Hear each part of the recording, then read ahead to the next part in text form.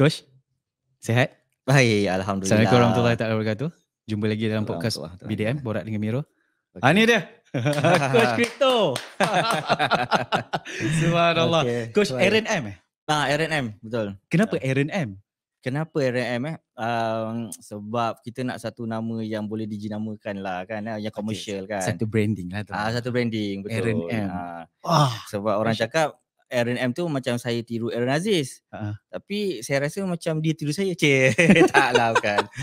Kita nak satu nama yang boleh dikomersialkan lah sebenarnya kan. Okay. Miro sihat Alhamdulillah. Okay. Macam ni lah. Makin handsome lah saya nampak Tetap selekeh lah. Tetap selekeh. Itu yang dicakap dekat dalam TikTok. Ya ke? Ada orang kan kejam. Tapi yelah, nampak dia punya jambang halus dia tu handsome sebenarnya kan. Okay. Coach pujilah macam mana pun. Soalan saya kejam tak hari ni? Jangan macam tu. Okay, kita nak borak ataupun nak sembang tentang cryptocurrency. Betul tu. Yang mana yang okay, boleh kita kata yang cryptocurrency ni next mata wang. Saya ada baca juga benda tu. Okay, betul. Ni juga akan menghapuskan sistem banking. Wah, panas. Panas kan? Panas tu. Orang bank ni marah ni kejap lagi ni. Itulah. Banyak kenekat ni. So, benda-benda yang macam tu. So, banyak isu. Biasalah, benda-benda yang baru ni kadang-kadang memang selagi mana kalau kita tak push, orang tak faham. So, inilah satu pemahaman hari ni kita nak bawakan. So, mungkin ada benda-benda yang coach boleh jawab and kita faham juga. Coach punya pengetahuan ada limitation juga mungkin. So betul. Kalau katalah ada benda-benda yang coach tak boleh nak jawab, it's okay, tak ada masalah pun. Okay, baik. And sahabat-sahabat yang mana yang nak bertanyakan soalan pun silakan. InsyaAllah saya akan jawab. Okay, so, coach yang first kali. Okay, apa dia? Yang saya nak tahu, cryptocurrency ni, benda apa ni? Benda apa Okay, baik. Pertama kali terima kasihlah kepada Bro Miro sebab jemput saya untuk menjadi salah satu daripada guest hari ini. Dan isu hari ini sebenarnya kita akan agak ringan sikit lah berbanding kalau saya live kat Facebook saya akan cerita isu-isu yang berat. Tapi sebab kita faham sekarang ni kita nak berkongsi dengan masyarakat perkara-perkara yang senang dan ringan, betul. Betul coach. Lagi-lagi macam saya betul. Zero and bebal dalam kripto. Ya ke? Ya. Jadi kita tengok wallet. Wallet yang mana? Saya ada yang zip tu. So yang itulah.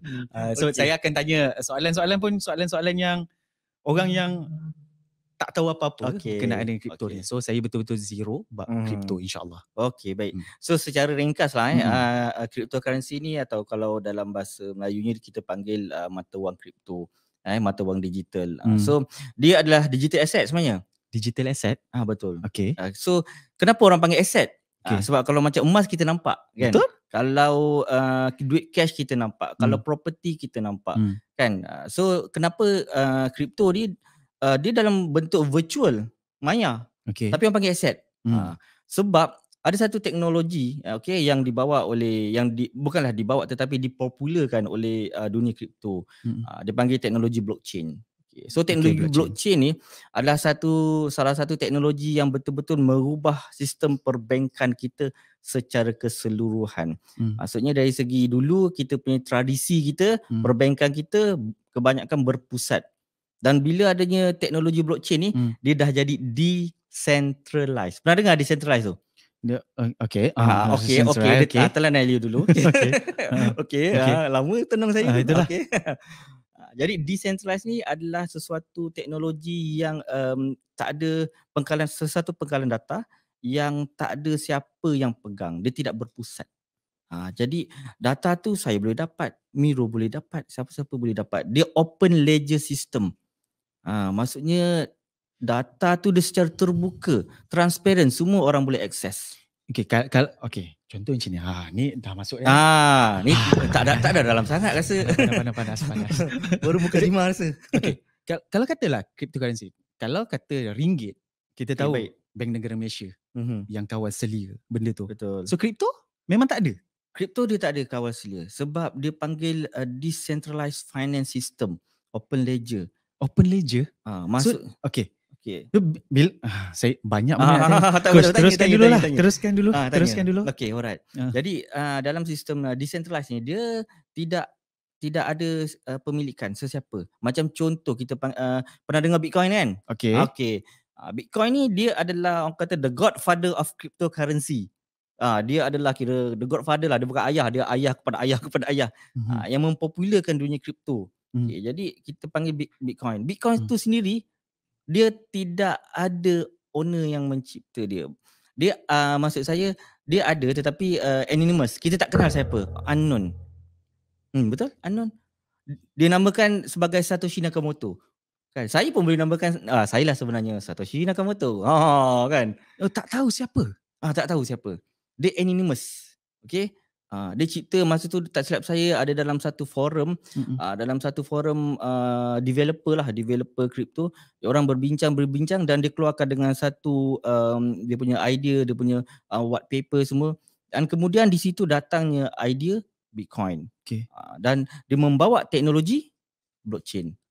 Disebabkan itu idea tu diterima perlahan-lahan, dan ada yang patentkan dalam bentuk mining, ada yang orang kata dia dah start gunakan untuk transaction peer to peer. Jadi dia berkembanglah daripada tahun 2009 sehingga 2011 2012. Masa tu tak ada orang tahu pun sangat. Malaysia pun memang sangat-sangat kuranglah tahu sebab dia tak commercialize kan. Tapi bila tahun 2012 tak silap saya lah, Coinbase.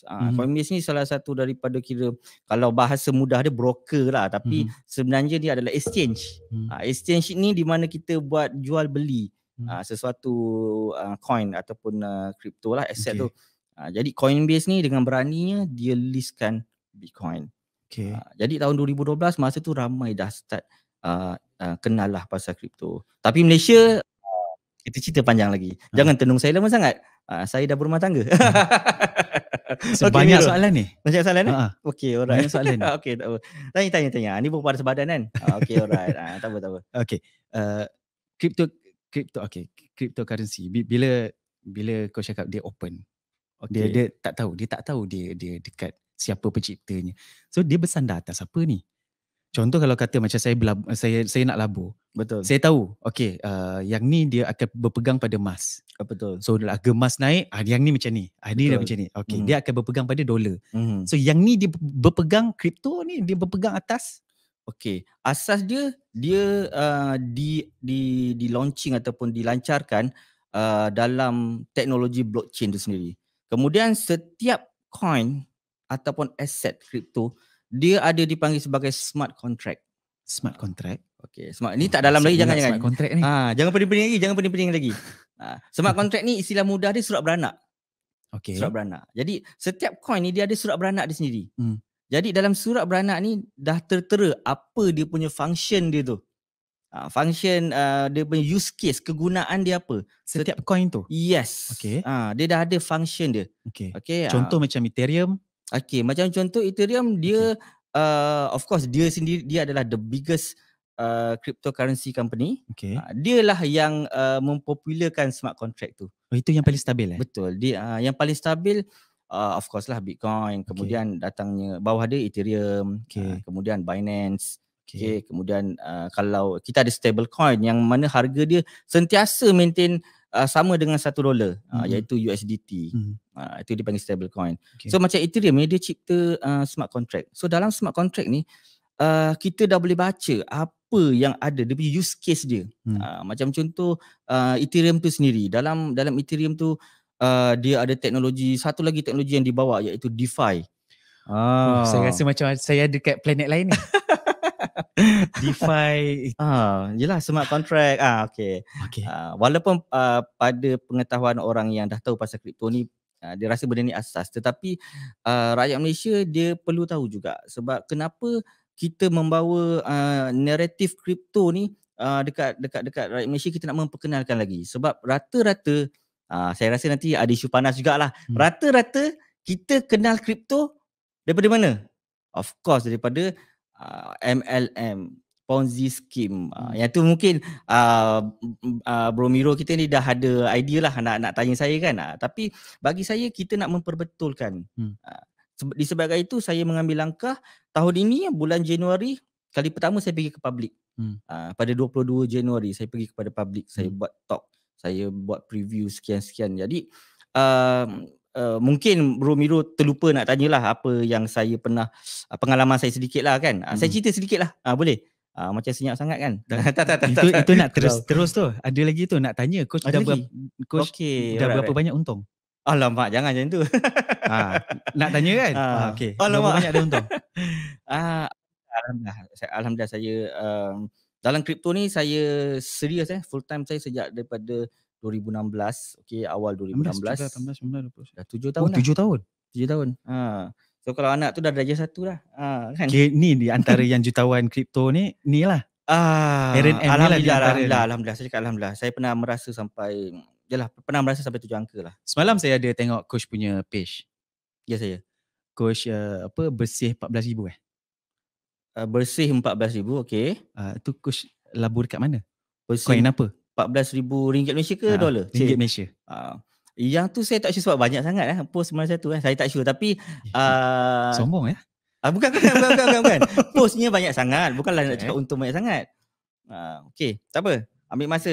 Sementara itu kepada saya nak tengok jugalah kepada Bawang Rangers dan kepada subscriber page RNM. 30 Mei. Saya beli LUNC ni apa? Luna Classic. Okey, Luna Classic. USDT pada 28.5. Okey, tahun lepas. Pada harga 0.0085 USD. Okey, dengan modal USD 1,500. Dengan kalau ringgit 6,600. Okey, betul. Hari ni 30. Okey, alright. Beberapa hari yang lepas. Okey, alright. Ini post tahun lepas sebenarnya. Post tahun lepas lah. Okey. 14,000 coach 14,000 bersih ke apa? Saya pun tak bersih tak silap. Saya bersih lah 14,000. Kurang dari 40 jam. Di mana keuntungan bersih saya dalam 120%. 120% daripada 48 jam lebih kurang. So itu sebenarnya itulah nature dalam kripto. Kita tak risau dia jatuh. Sebab itu dia punya orang kata permainan dalam kripto.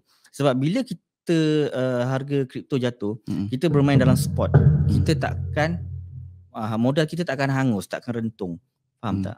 Konsep sebab saya pernah tengok sebelum ni mungkinlah ada isu macam forex ke kan. Sebab dia main dengan leverage, dia main dengan derivatif. Kemudian dia ada tendensi untuk kita punya modal kita hilang. Tapi kalau dalam kripto, bila kita bermain dalam spot, kita macam kita beli emas, macam kita beli property. Selagi kita tak let go kita punya asset tu, no such thing kita loss atau profit.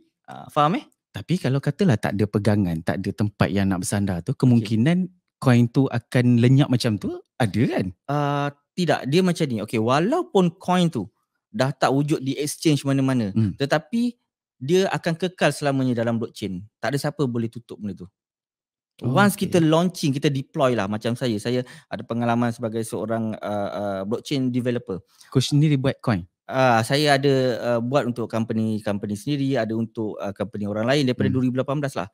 Saya ada pengalaman. Jadi bila kita dah deploy, kita panggil deploy lah, kita dah lancarkan dekat dalam sistem blockchain tu sendiri, dia dah tak boleh nak dihapuskan. Dia mungkin dah tak boleh ada dekat contoh, dia dah tak ada dekat exchange tertentu, dekat Binance ke, dekat Huobi ke contoh. Dia dah tak ada, dah kena delist, dah kena tendang. Hatta Luno lah contohnya kan. Tapi sebenarnya dekat blockchain dia tak boleh nak dihapuskan. Dia akan kekal. Di situlah anda kena mungkin dalam sikit lah, dalam sikit, kena tahu apa itu teknologi DEX pula, Decentralized Exchange. Tu tak apalah. Itu mungkin kita boleh buat the next chapter lah tu kan. Okay, alright. So kan kalau dekat Malaysia ni yang saya tahulah, yang legal untuk dalam Malaysia ni Luno je. Sebenarnya banyak. Synergy, tokenize. Dan diorang tak silap saya kalau tengok senarai dekat dalam BNM sendiri yang request daripada tahun 2018, saya rasa dalam 56 company. Jadi ada beberapa yang dah di-approve kan. Dan itu adalah dipanggil exchange di mana kita boleh buat jual beli. Kita boleh buat jual beli melalui Luno, tokenize, Synergy. Kemudian projek di bawah kripto pun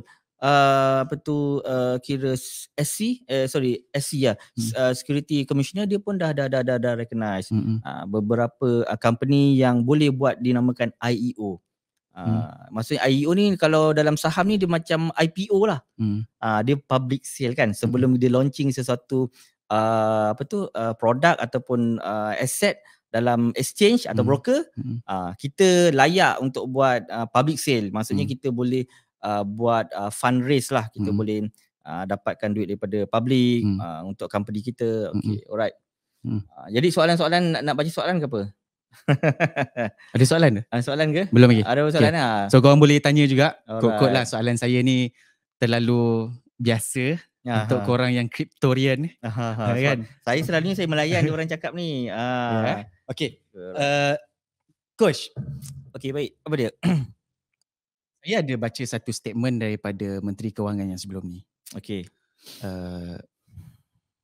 Tengku Zafrul. Baik. Okay. So benda tu dah public pun, dah keluar dalam berita harian. Dia kata tak di coin, cryptocurrency dekat Malaysia. Apa respon Coach? Okay. Sebab dia... Kenapa tetap Coach nak perjuangkan benda ni? Crypto. Okay. Sebab betul. Saya, kalau saya jadi seorang menteri pun, saya dah tahu sangat pasal kripto pun, tetapi bila saya jadi seorang menteri, saya berada pada posisi kapasiti yang saya perlu mempertahankan jawatan saya tu, saya perlu mempertahankan apa yang telah diamanahkan. Okey, bagus. Memang saya tak ada isu lah kalau Tengku Zafrul keluarkan kenyataan macam tu. Cuma macam saya kan, betul. Kripto ni dia bawa idea untuk bukanlah nak cakap sistem bank, mungkin against the bank system, the traditional bank system. Lawan. Dia. Jadi bagi challenge dia bagi challenge lah. Okay. So kalau comparekan dengan sistem perbankan yang memang macam sekarang lah kan, dia berpusat, data kita berpusat. Dia yang boleh control 100%.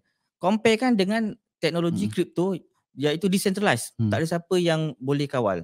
Okay? Tapi bila dikatakan tak ada siapa boleh kawal, tak adalah memang tak boleh kawal sangat pun, tak ada.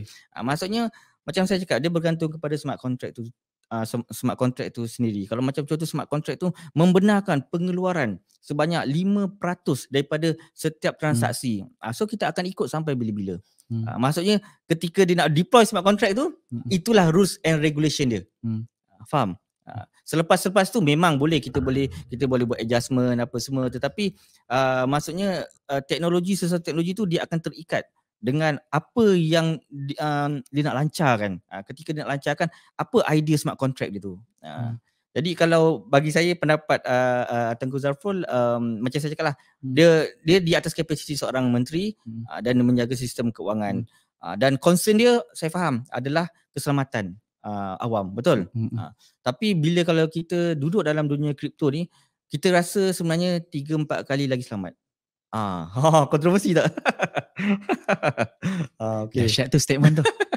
Betul. Dahsyat statement. Kita rasa selamat. Okay. Sebab wallet tu kita seorang boleh akses. Kemudian wallet tu, contohlah, dia dalam contoh ada satu DEX lah, dinamakan MetaMask. Contoh bila kita dah buka wallet tu, dia ada bagi MetaMask. Saya ada pasal tu. Gambar musang tu. Gambar musang. Okay. Ada duit dalam tu tak? Tak ada lah saya. Okay. So macam MetaMask ni, dia adalah satu teknologi blockchain di mana wallet tu kita sahaja tahu, password tu kita sahaja tahu. Hatta company tu pun tak tahu, dia tak boleh nak reset password. So kalau bila kita dah register MetaMask tu, dia akan bagi 12 password utama. Itu yang pentingnya, bila dapat password tu, kalau sang isteri kena bagi tahu dekat suami. Kalau jadi apa-apa, tak boleh nak recover. Kalau sang suami dah kahwin dah? Dah. Okay. Sang suami kena bagi tahu dekat isteri, girlfriend. Isteri. Okay, right. Okay, also tapi saya tetap tak faham disebabkan dia tak ada sandaran tu, Coach. Dia tak ada sandaran. So macam mana masa bila kita nak baca dia naik turun. So kayaknya kalau katalah saya labur kan. Contoh saya beli Ethereum contoh. Saya beli dalam 0.0003 lah contoh. Okay, saya beli. Tu pernah belilah sebenarnya tu. Dia dah tahu dah tu kan figure dia. Contoh sebab lah, nampak macam murah kan contoh. So takkan betul. saya sebut 1-2 lah macam mahal tu tengah beli tu. Beli tengah mahal tu kan. Okay. So kalau katalah saya beli 0.003 contoh. Okay, saya beli. So macam mana saya nak tahu benda tu naik ataupun turun? Saya nak rujuk dekat mana? Kalau katalah dekat saham, kita tahu situasi politik, kita tahu. Betul. Kita tahu situasi harga di USD naik. Betul. Emas tengah turun lah. So benda-benda macam tu. Saya tahu mana saya nak rujuk. Kalau kata saya main dengan kripto ni, dekat mana saya nak rujuk? Rujukan utama kripto dia adalah kepada dunia teknologi itu sendiri. Okey, macam contoh semalam market berdarah tau. Malam tadi market berdarah. Market berdarah. Okay. Saya nak tidur pun alamak besok ni aku ada live tapi apa hal ni merah ni. Macam tu kan. So kenapa market berdarah? Sebab isu dia exchange terbesar dekat dunia, Binance. Dia kena attack dengan Suruhanjaya. Ni isu terbaru lah ni. Malam tadi. Sebelum saya nak tidur, sebelum saya cakap pukul 3 pagi kot. Pukul 3 pagi macam tu. So isu dia kata sebab Binance ni kena attack dengan Suruhanjaya keselamatan SEC US. Sebab dituduh dia mendagangkan exchange dia di bawah orang kata produk yang bukan security. Itu menyebabkan Binance ni dia adalah exchange terbesar dekat dunia untuk dunia kripto. Bila dia jatuh, dia drop lebih kurang dalam 15%. Yang lain pun pandai lari-nong. Terjun pandai lari-nong. Terjun tiruk tu. Terjun tiruk tu kan. So dia terjun. Jadi yang market lain terjun. Jadi sandaran dia sebenarnya kepada isu yang berlaku dalam dunia kripto. Kripto ni dia less impact bukan tak ada impact, less impact dengan geopolitik punya isu. Kan macam contoh Russia invaded the Ukraine. Dia tak ada isu sangat kan, maksudnya itu cerita kat luar, dia tak ada isu. Tapi kalau cerita dalam dunia politik, dalam dunia teknologi itu sendiri, macam sesuatu exchange kena hack, dia akan bawa lah idea sampai jatuh kan. Macam contoh, saya bagi tadi yang tuan baca saya punya post pasal Luna Classic. Luna Classic baru-baru ni dia akan buat, dia dah approve satu proposal lah untuk dia bergabung dengan satu entiti besar juga dalam kripto. Dan benda tu dah dipropose dalam dunia blockchain. Dan dipersetujui oleh majoriti diorang punya pemegang share lah. Mudah nak faham kan. Benda tu berlaku dalam dunia kripto saja. Dan harga dia tiba-tiba naik lebih daripada 50% dalam satu malam. So itu yang berlaku lah dalam dunia kripto ni. Dalam dunia kripto ni dia less impact dengan geopolitik. Macam saham saya faham. Saya pun pernah trade saham. Sebelum kripto saya kenal dulu saham. Kita kena baca marketplace kan. Ada investing, dia ada beberapa tempat lah. Dia ada screener dia semua kan. So kita kena ambil tahu betul-betul isu semasa saham. Lebih-lebih kalau saham tu kebanyakan isu dalam negara lah. Macam contoh COVID hari tu. Top glove naik. Tinggi. Ramai pun beli. Habis daripada isu COVID, Top glove jatuh, pandai lari nong juga. Kan? Kalau tak tahulah saya bagi info lah. Jadi dia sebab dia isu semasa kan, kalau macam saham ni. Dia sama macam isu yang ada info sebelum ni, Elon Musk beli apa entah Dogecoin. Dia beli Bitcoin. Yang tu kan. Yes. So yang tu pun mempengaruhi. So bukanlah teknologi je. Elon Musk sendiri itu adalah orang kata one of the biggest technology developer. Dia menggunakan teknologi blockchain. Tesla, PayPal menggunakan teknologi blockchain. Itu dia owner lah kepada Tesla, PayPal kan. Dan SpaceX satu lagi blank pula saya. So teknologi tu dia menggunakan teknologi blockchain sebab tu orang suka. Kalau macam contoh macam Bill Gates, kita tengok kenapa Bill Gates ni dia tak popular. Walaupun dia teknologi developer, sebab dia tidak mengetengahkan teknologi blockchain. Dia tak, orang kata tak satu kapal lah. Mark Zuckerberg contohnya. Kan dia pun dia dah beritahu dia nak buat teknologi metaverse. Dalam teknologi blockchain. Tetapi bagi crypto player, Mark Zuckerberg dia lebih kepada influencer kepada social media. Dia bukannya kepada dunia teknologi blockchain itu sendiri. That's why info-info yang berlega dalam teknologi blockchain dan cryptocurrency yang mempengaruhi secara, orang kata secara besar lah. Kenapa yang soalan Miro tadi kan, apa sandaran dia? So itulah sebenarnya sandaran dia.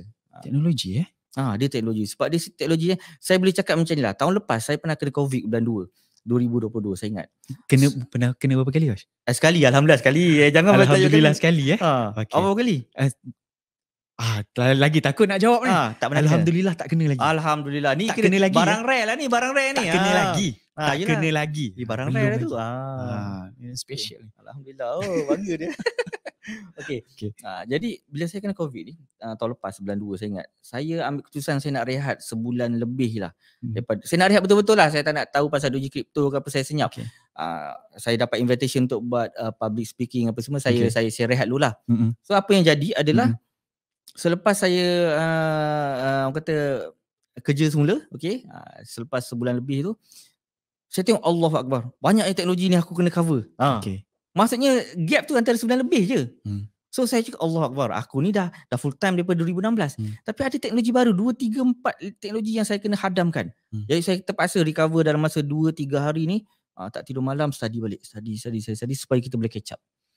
So teknologi kripto ni sesuatu yang trending berjalan. Disebabkan itu, kalau Miro perasan, yang keluar dalam kata yang keluar bercerita pasal kripto dekat Malaysia lah khususnya, kita jarang dengar. Betul. Kalau saham, forex ni, emas, unit trust ramai. Ya, betul. Sebab dia adalah sesuatu perkara yang senang nak faham. Hari ni kita belajar saham, minggu depan kita dah belajar sifu. Mungkin. Mungkin. Betul. Tapi saya pernah belajar, jadi saya tahu benda tu dia banyak perkara yang dah orang kata dah ada dah kan. Kita just ikut flow. Tapi kalau kripto ni tak. Knowledge yang kita tahu, macam contoh knowledge yang saya tahu pada 2017, 2018. Dekat sekarang ni saya rasa boleh pakai dalam 20% dia. Faham? Dia sentiasa bertukar, dia cepat bertukar. Betul. 2017, 2018 teknologi mining sampai lebam. ICO sampai lebam. Sampai sekarang mining dah tak ada dah. Orang semua dah pakai dipanggil proof of stake. Kemudian dah tak ada adalah sikit ICO, sekarang dah glamour nama dia IEO, IDO, IFO, IMO, macam-macam dah. Jadi teknologi tu saya dah tahu dah 2017 2018 ni. Tapi bila sampai sekarang 20% je kot boleh pakai. Aku kena keep updating. Faham tak? Coach, saya tengok coach memang passionate dalam crypto punya ni. Sebelum ni coach background apa? Background saya mechanical engineering. Sebelum ni kerja? Sebelum full time dekat crypto. Saya 2012 saya tubuhkan company IT. Jadi saya banyak projek-projek IT lah yang teknologi kat lah. Tapi nak kata canggih tak canggih lah, cabut lah, biasa-biasa lah. Lepas tu disebabkan kita walaupun IT, tapi masa tu 2012, masa tu saya rasa kripto belum ada kat Malaysia. Jadi kita orang terpaksa buat ABC company. Alibaba company. Semua kali masuk kan. Tak tahu pasal construction, saya masuk construction. Kan. Tak tahu pasal projek kata retailing, saya masuk. Saya pernah beli restoran kan. Tak ada knowledge. Tapi masa tu kita dapat habuan ataupun kita dapat profit daripada IT, tapi kita tak tahu macam mana diversify. Sampai kira orang kata Allah tegur saya lah 2015 saya jatuh. Saya jatuh agak teruk lah. Masa tu belum sampai umur 30 lagi. Jadi memang kejatuhan yang sangat teruk untuk seorang yang berumur yang baru 20-an. Jadi jatuh apa jenis kejatuhan tu? Tak ada duit? Saya ataupun diberi ujian apa? Kalau bayangkan tahun 2012 bila saya strike dengan projek IT kan, lepas tu saya masuk projek construction. Saya orang kata boleh ada 7 angka kan, memang orang kata dah start rasa dah 7 angka. Tapi kita tak tahu macam mana kita nak halakan duit tu. Sebab kita tak ada mentor, kita tak ada orang depan kita main buat dia kan. Jadi 2015 di mana ketika tu saya ingat lagi orang bercerita aku naik pangkat. Aku beli kereta baru kan, aku ada bini baru contoh kan. Masa itulah kan. Bayi-bayi kita lah, masa dah bayi-bayi dah awal 30-an kan. Tapi saya terpaksa let go office saya. Office saya buat sebelum tu cantik. Memang dah ala-ala hotel lah saya buat. Saya terpaksa let go semua. Saya terpaksa let go property yang saya ada. Saya terpaksa let go kereta apa semua. Kira macam Allah betul-betul uji saya masa tu. Jadi tak ada job masuk ke atau macam mana? Memang job dah tak ada. Kemudian knowledge tak ada. Sebab saya rasa aku nak buat IT tapi aku dah terikat dengan construction apa semua. Sebab tu penting untuk kita tanam modal kita dalam knowledge kita sendiri kan. So itu kesilapan saya lah. Jadi saya banyak invest kepada perkara-perkara yang tak tentu masa lah. untung ada rasa 7 figure tu tak bayar zakat kot. Sebenarnya ada tetapi saya buat kiraan sebenarnya sepatutnya lebih lah. Sebab tu cakap Allah nak tegur saya. Allah memang nak tegur saya kan. Tapi kira apa orang kata kasih sayang Allah tu dia luas kan, dia luas. Memang luas. 2015 saya ingat saya memang sangat-sangat teruk. Memang sangat-sangat teruk sampai daripada seorang yang pernah rasa 7 angka ni sampai saya dah tak mampu nak bayar duit untuk hantar anak mengasuh. Sebab tu saya ingat lah. Jadi Allah ni nak tegur apa? Sebab sepanjang daripada anak saya lahir 2011 sampai 2015 saya tak pernah rapat dengan dia. Jadi bila 2015 kan, sebelum ni hantar pengasuh. Sebelum ni hantar ni 2015 saya lah pengasuh dia, saya lah yang tukang orang kata bagi makan, mandikan dia apa semua. Jadi bila tempoh tu kan, saya dalam tempoh dalam 4-5 bulan macam tu memang terus dia rapat dengan saya. Dia panggil saya bapak lah, biasa orang Jawa kan. Mira mana? Jawa. Orang muka Jawa. Muka Jawa. Ya ke? Oh, ingatkan Pan Asia. Kan? Tengah putih sikit lah. Okay. Ni muka Pan Asia, saya muka pandemik. Okay. Lepas zaman kejatuhan tu. Terjatuh tu.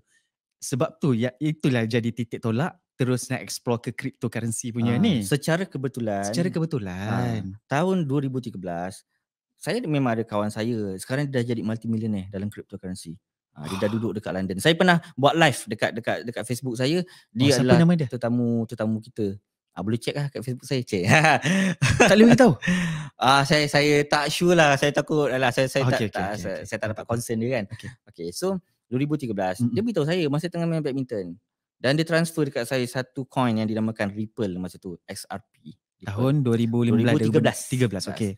Saya tak ambil tahu. Okay. 2015 saya tengok dia dah something dah.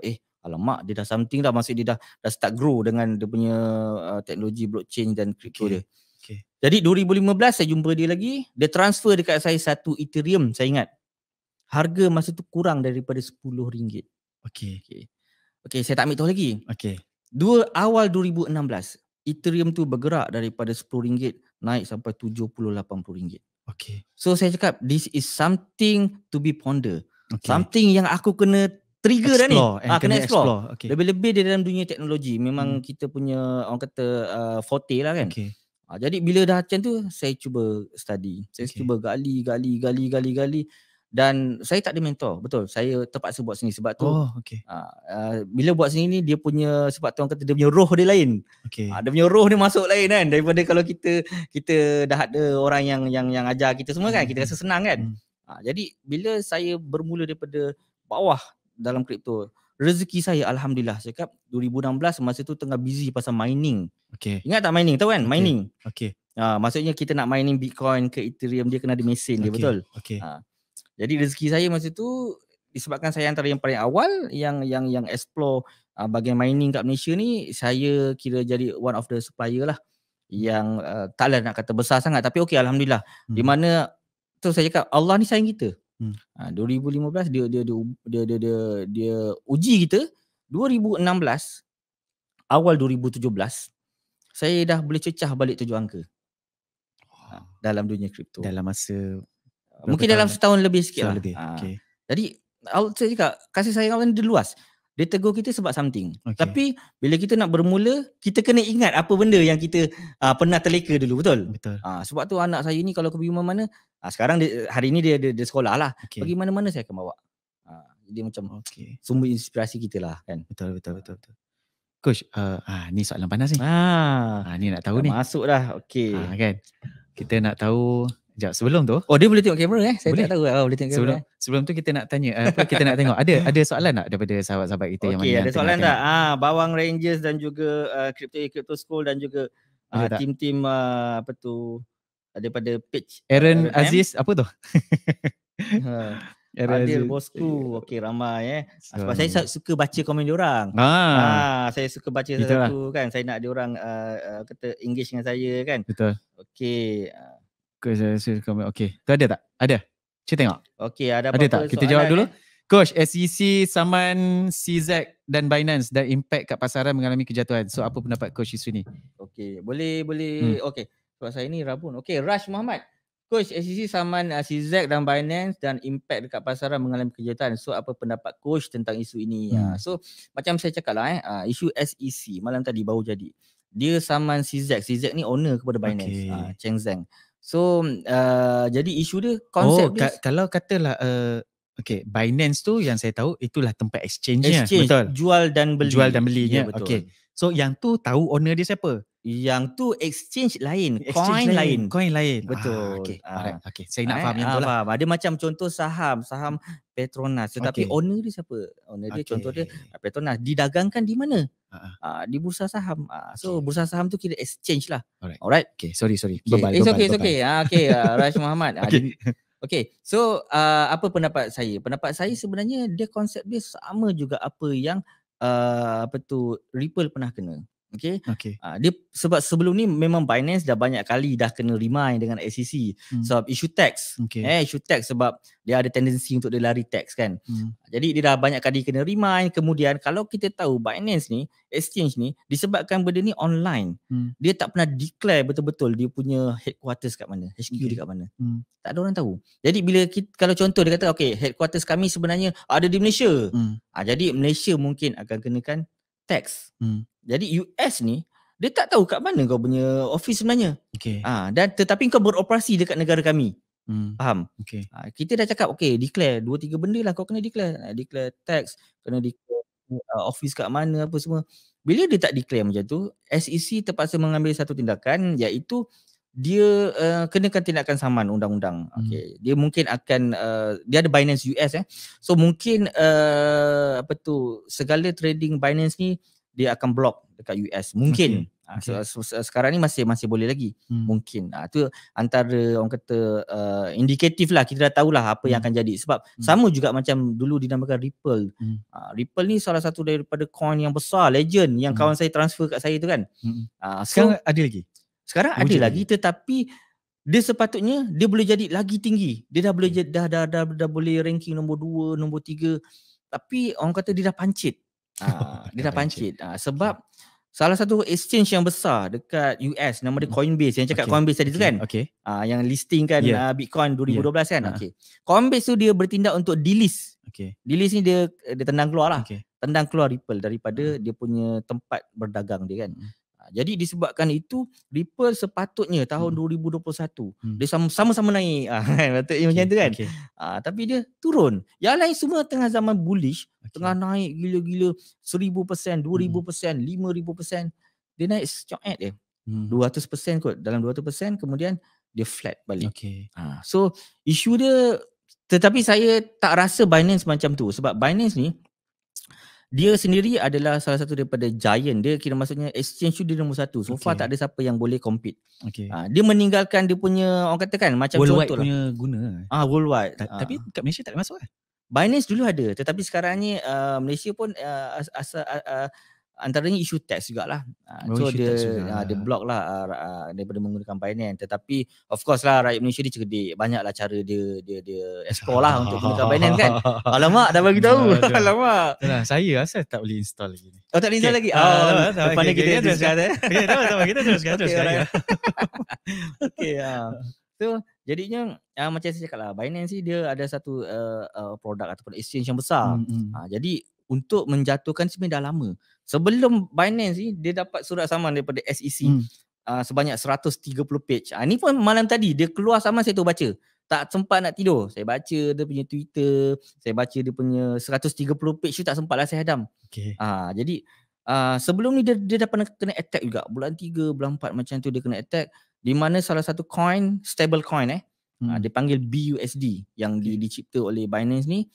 Dia ada satu company menghasilkan BUSD tu, nama dia Paxos, PAXOS, diarahkan untuk stop keluarkan BUSD. Jadi dia dah satu impact indikatif awal, memang Binance ni akan kena serang. Tapi macam saya cakap lah, dia Binance ni dia meninggalkan pesaing dia jauh kan. Dia macam mana, macam contoh dia ni nombor satu, dia konsisten nombor satu. Kalau dalam bola lah, minta maaf lah, kalau bola lah macam JDT lah. Nasib baik saya tak suka bola. Tak suka bola. Contoh macam JDT lah. Dia dah menang 8 kali 9 kali Liga Juara. Jadi bawah dia tu orang kata macam bila season bermula, kadang-kadang season tu hanya nak rebut nombor 2 je. Contohlah saya cakap, contoh. Bukan saya nak membanggakan JDT ke apa sebab saya orang Johor. Tapi adalah sikit. Kita rasa banggalah kan. Nak Jati Johor kan. Cuma saya cakap lah, dia macam tu. Jadi Binance ni dia dah jauh tinggalkan orang bertiang-tiang lah. Jadi dekat belakang ni macam contoh yang kat belakang ni bertukar-tukar nombor 2 ni. Kejap Coinbase, kejap Kraken, kejap Huobi, dia bertukar-tukar tangan. Tapi daripada Binance dicipta 2017, 2018 dia dah start konsisten nombor 1 sampai sekarang. Jadi itulah, itu pandangan saya dekat ni lah berkenaan dengan yang mana yang ada coin tu tak kisahlah. Yang dekat Binance tu tak risau. Sebenarnya tak payah risau. Sebab dia banyak cara untuk kita nak simpan lah. Nanti masuk kelas coach lah. Senang-senang lah kan. Alright. Tu ada tu yang kedua, sebelum saya nak masuk soalan yang saya nak tahu sangat. Coach tu Muhammad Fadrul. Coach, tujuan Bitcoin atau cryptocurrency dicipta ni sebab nak lawan bank kan. Kalau one day cryptocurrency ni fully implement, nanti macam mana kita nak cash out duit? Alright. Isu cash out duit. Sebenarnya teknologi kripto dicipta, cryptocurrency dicipta supaya kita tidak perlu bergantung kepada fiat money. Isunya sebab fiat money ni kita boleh print out sesuka hati, betul. Tetapi kalau kripto dia dah ada dia punya supply ataupun dia dah ada dia punya barang dia tu dah macam contoh Bitcoin. Kita tahu sampai bila-bila dia akan ada 21 juta je. Disebabkan itu harga dia sentiasa naik dan naik.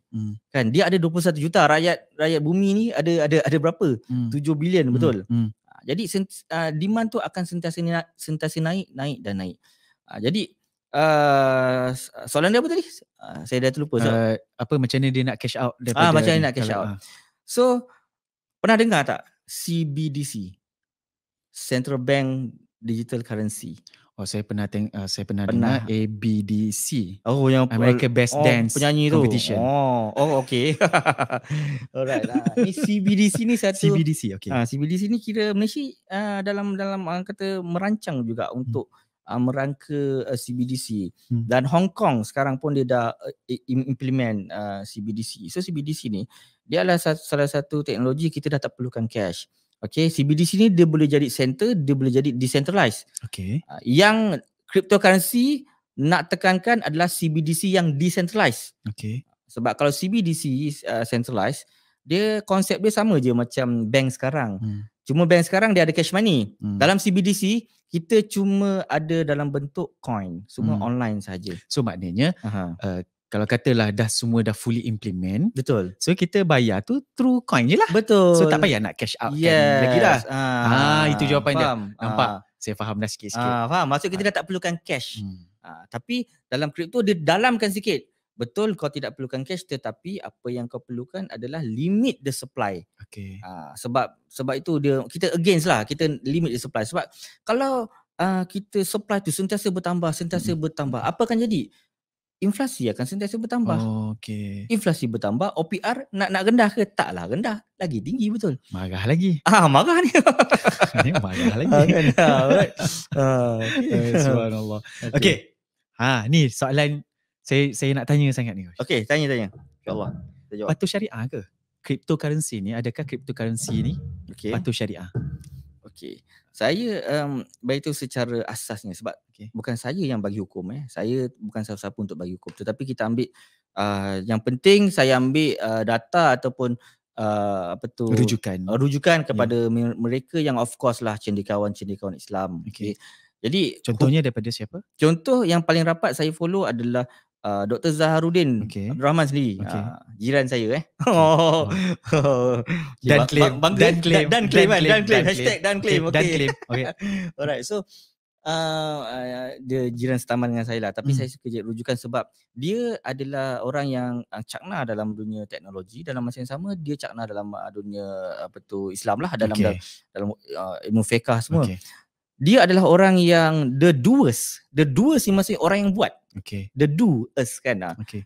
Dia sendiri pernah orang kata masa dia pernah buat transaction Bitcoin tu macam mana, transfer daripada satu wallet kepada satu wallet, dan dia faham teknologi tu macam mana.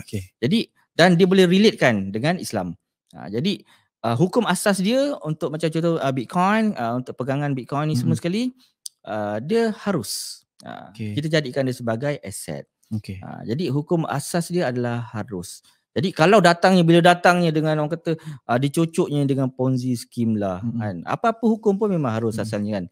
Dicocokkan Ponzi scheme, benda-benda yang gharar, itu yang menjadikan dia boleh bertukar kepada mudarat mudarat kan. Yang itu tak kira lah produk platform apa, emas ke, kripto ke kan, rumah tu sendiri, hatta nak pergi haji pun orang boleh buat MLM semua kan, nak pergi umrah kan.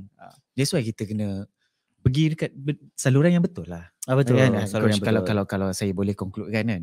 So kalau katalah kita nak dapatkan ilmu ataupun kita nak pergi ke arah-arah lagi-lagi main dengan duit ni. Betul kan? Pergi dekat sumber yang betul. Janganlah pergi contoh coach, saya tahu benda-benda macam ni. Coach nak labur. Mari sini saya laburkan. Betul. Dah jadi saya orang tengah pula. Ya tak? Betul. Coach tak tahu saya ni. Betul. Saya ambil daripada coach. Ya. Cabut lah. Kalau dah dapat 10,000, 20,000 seorang. Kalau 10 orang tak kenyang. Lepas tu buka buku baru kan. Buka baru yang lain. So itu saya rasa itu modus operandi yang selalunya orang terkena. Sebab orang tak nak fikir. Orang tak nak, orang kata tak nak fikir mendalam. Dia nak benda yang senang. Tak apalah, kau boleh buat aku bagi kau duit. Tak boleh. That's why bila antara orang kata saya punya pegangan bila saya keluar kan, yang saya memang pegang dari dulu sampai sekarang, aku nak educate rakyat Malaysia. Walaupun saya tak pandai sangat, betul saya tak pandai, banyak lagi ilmu saya nak kena kaji. Tetapi bagi saya dari segi asasnya saya nak educate mereka, sebab saya nampak banyak sangat, bukannya betul kata semalam ataupun minggu lepas, daripada tahun lepas bila orang dah tahu saya pasal kripto, hatta saya punya sepupu saya sendiri saya ceritalah sepupu saya sendiri. Dia dah kena, dia kata akak ni dia kata awak buat kripto kan, akak nak tanyalah ni. Akak dah transfer kat seorang ni $1,000. Aduh, kenapa kak? Sebab dia kata lepas 48 jam dapat $8,000. Weh, kita dengar pun serius lah. Macam tu aku nak call bank negara, kau pam lah kat sini kan. 48 jam $8,000 saya kan. Dia bagi janji macam tu ya? Dia dah transfer. Dia dah kena baru dia datang jumpa saya. Lepas tu saya cakap, tak kak, ini fake account, fake ni lah, fake. Dia bagi exchange yang fake, apa semua saya check lah. So ni semua fake ni. Oh ya ke? Habis macam mana akak nak dapat duit balik ni? Saya cakap tak boleh. Sebab tu yang penting ni kita kena study apa semua. Macam ni lah, jumpa saya ajar sikit apa semua, nak educate. Tak apalah, terima kasih beritahu. That's all. Maksudnya faham tak? Orang nak senang, dia nak, kau tahu kan aku bagi duit kat kau, tak boleh.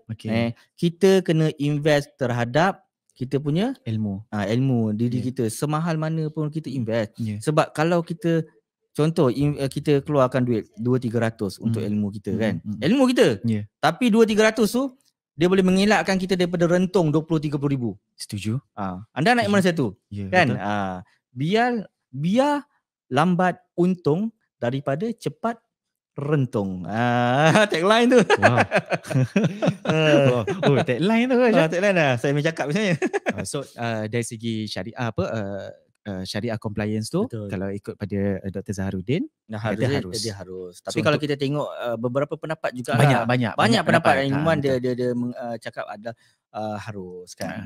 Tapi of course dalam kripto ni, that's why bila saya buat kelas, saya ajar apa yang anda perlu elakkan. Macam contoh dalam kripto ada juga yang buat cryptocurrency tetapi dia punya industri tu sendiri, industri betting. Betting apa tu, perjudian lah. Ada juga. Buat juga. Betting, lepas tu jackpot kan. Lepas tu fortune, kita meramalkan masa depan. Dan yang paling ini tapi naik juga, coin ni naik juga. Dia industri adultery. Adultery ni dalam bahasa Melayu apa? Porno tu.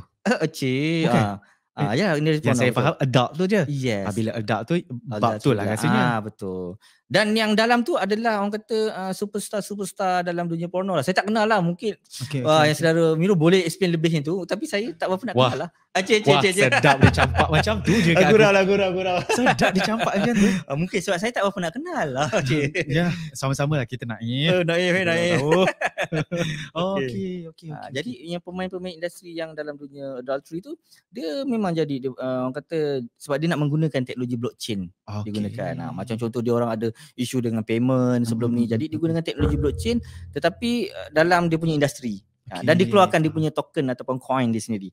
So kalau dah macam tu kita dah nampak, of course lah kita elak. Betul. Jadi sebenarnya 99.9% coin yang ada dalam kripto ni sebenarnya memang berlandaskan teknologi semata-mata.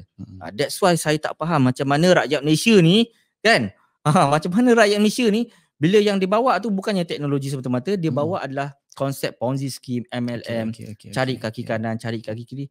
Boleh percaya. Bila kita membebel cerita pasal teknologi ni, skip lah, swipe. Betul. Alright. Faham. Okay coach, kita pun dah sejam dah. Sejam dah? Oh ya ke? Cukup lah coach. Cukup lah. Cukup lah, jangan macam tu. Cukup lah. Okay coach, ada apa-apa lagi nak pesan? Okay, contoh macam ni. Saya orang yang baru nak melabur dalam kripto. Okay, betul. Contoh lah, saya dah best lah macam syok ya dengar coach cerita ni kan. Okay, so saya orang yang baru untuk saya melabur dalam kripto. Okay, baik. So platform mana yang saya nak guna, exchange mana yang saya nak guna, and berapa yang saya patut beli. Okay. And coin mana yang saya patut baik pergi. Kalau saya rasa itu je lah kot untuk saya untuk orang yang baru lah. kan? Okay, baik. Kalau untuk orang yang baru tahu, lebih rakyat Malaysia lah yang baru tahu dalam dunia kripto, memang asasnya kita akan refer kepada Luno lah. Lepas Luno ni dia adalah exchange yang diiktiraf oleh tapi tak banyak negara. Saya betul, dia ada lebih kurang 10 tak silap. 10 baru-baru ni, yang sebelum ni lagi lah. Sebelum ni betul, 45 betul. Disebabkan itu kalau nak explore lebih, kan ni untuk explore lah. Untuk explore lebih, anda boleh pergi kepada contohnya Binance, KuCoin. Huobi saya tak berapa nak galakkan dulu je. Lepas dia ada beberapa isu, saya tak berapa nak galakkan. Isu apa? Isu owner dia tu sendirilah. Owner dia sendiri Justin Sun ni, salah satu daripada owner dia ni outspoken punya orang. Bila outspoken punya orang ni, orang tak suka. So takut dia punya coin tu tak ada beberapa isu juga lah menyebabkan dia buat coin dia sendiri. Tapi baru-baru ni naik coin dia Tron. Kalau tahu TRX. Sebab dia dah jadi orang kata one of the biggest transaction yang dah pernah berlaku lah. Baru-baru ni Tron buat. Bagus. Tapi macam saya Huobi sebab dia ada isu, dia pernah listkan juga dalam kripto ni dipanggil sebagai shitcoin. Coin-coin sampah lah. Kasar sikit lah macam tu kan. Tapi daripada situ yang boleh boleh lahirkan jutawan kan, sebab shitcoin of course dia akan mula dengan 0.0000001. Tetapi shitcoin dia tidak lahir atas exchange besar. Dia lahir di atas DEX, Decentralized Exchange. Yang dekat dalam Uniswap, SushiSwap, PancakeSwap dan segala bagai-bagai yang kita dengar kat belakang tu ada swap kan. Dia lahir kat situ sebenarnya. Tapi daripada shitcoin mustahil tak dia boleh pergi ke listed tu? Dia memang tidak mustahil, tetapi selalunya apabila market capital dah besar. Market capital dia dah cecah dalam 10 juta USD dan ke atas. So tak ada masalah lah kalau katalah saya nampak satu shitcoin tu, saya rasa macam ni nak beli kot. Tapi di exchange yang besar. Boleh. Sebab dia macam ni. Macam contoh Binance. Dia asalnya dalam tu ada juga macam contoh Shiba, Dogecoin, baru-baru ni PIP. Kemudian ada Floki. Ini adalah coin-coin yang bermula daripada memes coin. Meme kan, memes coin. Tetapi syarat Binance ni, aku listingkan kau kat sini, engkau masuk dalam innovation zone dulu. Apa syarat aku dalam masa innovation zone ni, dalam masa 6 bulan kau kena develop apa-apa teknologi. Kalau tak aku delist macam tu. So faham tak? So maknanya tak semua exchange lah akan ambil shitcoin ni. Kayaknya macam contoh macam saya wujudkan coin. Saya nak pergi Binance, saya nak pergi Huobi, saya nak pergi Luno. So tak semestinya semua ni akan ambil saya punya coin tu. Betul. Dia tak akan senaraikan. Tapi benda ni senang sebab kita boleh tengok lah dekat yang dinamakan coin market cap. So coin market cap ni adalah orang kata bacaan screening satu dunia real time. Kita tak perlu tunggu macam contoh kita beli saham kan, kita nak tengok saham tu ada update pasal ownership lah, ada update pasal dia punya financial report lah apa, kita kena tunggu waktu bekerja, kena tunggu besok. Ni tak, dia real time. Data tu di blockchainize kan. Real time. Okay. So saya nak beli coin apa ni? Kita cerita kat belakang lah. Sebab bukan apa, sebab setiap kali saya cakap dekat live kan, saya dah cakap bayar tau. Saya cakap bayar, maksudnya buy at your own risk. Tapi kebanyakan kalau saya cakap, dia orang akan tunggu beli. Saya tak nak, saya takut. Faham. Alright. Okay, so rasanya setakat dulu Coach. Okay, terima kasih Miro sebab jemput saya. Thank you so much Coach. Ini adalah satunya untuk borak dengan Miro. Ini first time Coach kita bercerita pasal cryptocurrency. Betul. Sebelum ni dengan Khairi Aizat Khairi Aizat KA Khairi Aizat dah KA. Okay. Dia coach, dia kewangan punya expert lah. Okay, alright. Sebelum ni ada juga tanya pasal digital marketing. Dia pun nasihatkan, dia kata kena ada digital asset. Betul. And of course kena ada juga cash sebab dalam dunia sekarang ni kita tahu one day bila sampai satu masa kita dengar lah, saya rasa semua berita pun tahu benda ni. Sampai satu masa US akan downkan dia punya ekonomi. Betul. So dia akan dropkan dia punya, walaupun memang dah drop lah pun, dia pun dah cetak duit suka hati je kan. Betul. So sebenarnya dia pun dah collapse lah pun. Tinggal lagi dia akan isytiharkan dia collapse. So akan pergi kepada digital money tu nanti. So saya buat tambahan sedikit saja pasal isu ni. Boleh. Sebab kalau kita perasan, pernah dengar tak BRICS? BRICS. Ini sebenarnya satu isu yang besar. BRICS di mana negara-negara besar ni dia dah bergabung. B, Brazil, R, Russia, India, China, South Africa. Yang menguasai population dunia hampir 40% ni, kan? Dia negara-negara besar dan dia menguasai ekonomi hampir 30%. Dia dah bergabung, dia nak menaikkan yuan sebagai dia nak melepaskan cengkaman USD. Dia nak menaikkan yuan sebagai mata wang rasmi. Jadi kat situ sebenarnya US goyang. Walaupun saya dengar pendapat daripada beberapa orang kata banker sendiri cakap kan. Dia kata tak apa, tak ada isu sangat, dia akan takes time apa semua. Takes time kalau it's happen. Sebab sekarang USD dia nak mengalami zaman hyperinflation.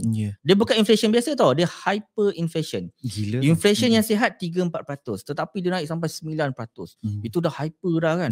So BRICS ni dia bertindak macam lebih Russia kan. Russia kan kita tahu, dia ada isu lah kan. Betul. Dia lagi tak suka kan.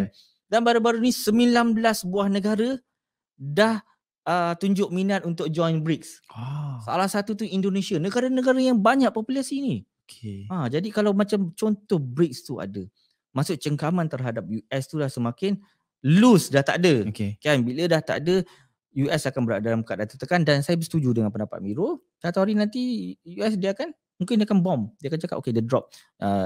US sebenarnya dah tak boleh nak sustain disebabkan hyperinflation, dah tak ramai yang pakai apa semua sekali. Jadi dia dah secara orang kata secara terang-terang masa tu kita akan dapat tahu siapa sebenarnya adalah entiti baru dalam dunia kewangan kan. Betul. Padu. Best. So itu je. Tengah baca soalan ni. Baca lah, tak ada masalah. Banyak lah. Okay lah. Guys, thank you dah bersama dengan kita. Jangan lupa bila dah ada keuntungan tu, jangan lupa untuk bersedekah, bayar zakat. Nanti kan jatuh macam coach nanti. Cuma saya ucap terima kasih lah kepada siapa yang tengok saya pada live saya kan. Dan jangan lupa untuk apa-apa sebarang pertanyaan boleh tanya kepada admin kami daripada grup marketing kami. Facebooknya apa ataupun page saya Aaron M. Saya tak ada TikTok, tak ada apa. AARON. Aaron, yes. Aaron Jarak M. Alright. Okay. So saya tak ada TikTok, saya tak ada Instagram so far. InsyaAllah dalam beberapa hari ni kita akan cuba usahakan. Alright. Dan jangan lupa guys semua, dalam hujung bulan ni kita akan buat seminar Crypto School, ada hotler insyaAllah. Nice. Jadi kepada sesiapa yang berminat untuk join, saya cerita daripada A sampai Z, asas newbie sampai kepada advance. Supaya korang tak terciduk, supaya korang tahu apa itu ilmu kripto yang sebenar. So masih dibuka untuk hujung bulan ni, seminar ada hotler. Anda boleh contact admin ataupun marketing kami. Jadi itu je saya rasa untuk Brother Miro pun terima kasih banyak-banyak. First time muka saya dicetak sebagai tetamu podcast. Sebelum ni saya letak kamera depan, saya sembang-sembang dengan dia orang kan. Tak apa, nanti kita kedepankan dia. Kita tarik lagi. InsyaAllah. So lepas pada ni saya percaya coach akan dijemput oleh yang lain lagi? Saya percaya kepada team marketing saya. Itu saya cakap. Sebelum ni saya tak ada team marketing. Saya sendiri yang buat dan saya sekarang ni dah lantik team marketing dan saya percaya pada kemampuan mereka. It's a matter of time. Okay. English tu kan? Rasa dia dah tukar Jerman semalam. Ingat bahasa Jawa tadi. Okay guys, jangan lupa selalu buat baik dengan mak ayah. Jangan lupa solat di awal waktu dan jangan lupa untuk bersedekah zakat. InsyaAllah kalau bila dapat keuntungan dekat coin tu. Salam sayang, salam kripto, salam to the moon. Kita jumpa lagi. Salam nak jugalah borak dengan Miro. Okay, borak dengan Miro. Okay. Assalamualaikum. Assalamualaikum.